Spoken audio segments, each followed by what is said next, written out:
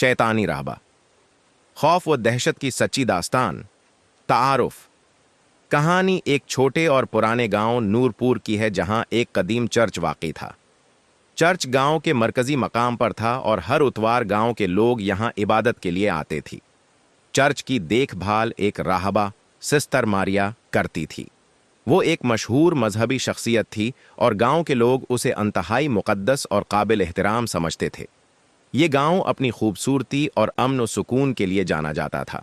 लोग अपनी जिंदगियों में खुश थे, लेकिन वक्त के साथ एक तारीक साया गांव पर छा गया। गांव के नौजवान, खास तौर पर बच्चे, प्रासरार तौर पर गायब होने लगे। इब्तिदाई प्रासरारियत पहला वाक़या उस वक्त पेश आया जब एक 12 साला लड़का कामरान चर्च के करीब खेलते हुए गायब हो गया। इसके वालिदैन ने पूरे गांव में तलाश की, लेकिन उसका कोई सुराग न मिला। गांव वालों ने उसे इत्तेफाक समझा और मामला भूल गए। कुछ ही दिनों में एक और लड़की नायाब भी लापता हो गई। गांव के लोगों के दिलों में खौफ बैठ गया।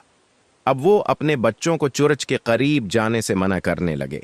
लेकिन हैरत की बात ये थी कि ये तमाम बच्चे चर्च के करीब या अंदर ही गायब हो रहे थे।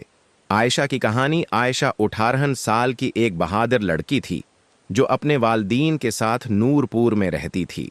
वो अपने छोटे भाई आदिल से बहुत प्यार करती थी। आदिल सिर्फ 10 साल का था और हमेशा चर्च के करीब खेलने जाता था।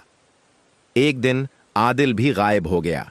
आयशा ने गांव के लोगों से मदद मांगी, लेकिन सबने सिस्टर मारिया के खौफ से कुछ भी कहने से इनकार कर दिया।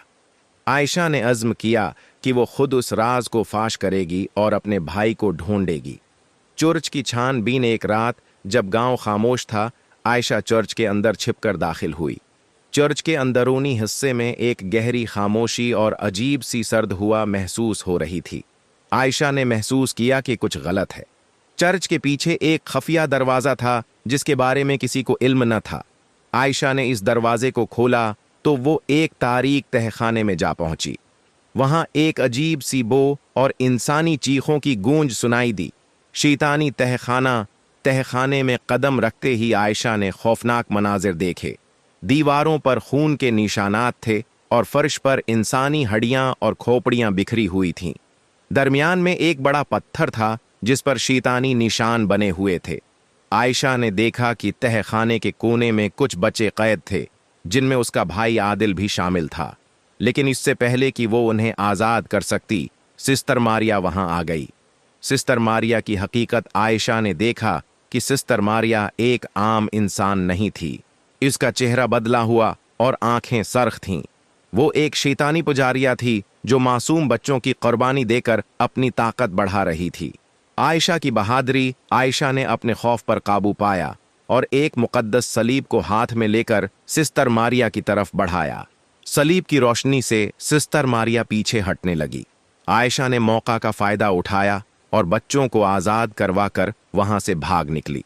गांव वालों का रद्द-ए-अमल। आयशा ने गांव वालों को सारा वाक़या बताया। पहले तो किसी ने यकीन नहीं किया, लेकिन जब वो चर्च के तहखाने गए तो हकीकत सबके सामने आ गई। इंजाम गांव के लोगों ने चर्च को तबाह कर दिया और सिस्टर मारिया को कैद कर लिया। कुछ दिन बाद वो प्रासरार तौर पर मर गई। चर्च की जगह एक मुक़द्दस मज़ार बना दिया गया और गांव के लोग अपनी जिंदगियों में वापस आ गए। अखलाकी सबक। इस कहानी का पैगाम ये है कि अंधी अकीदत नुकसानदेह हो सकती है। हमेशा हक़ाइक़ का सामना करें और बुराई के खिलाफ खड़े हों, चाहे हालात कितने ही मुश्किल क्यों ना हों।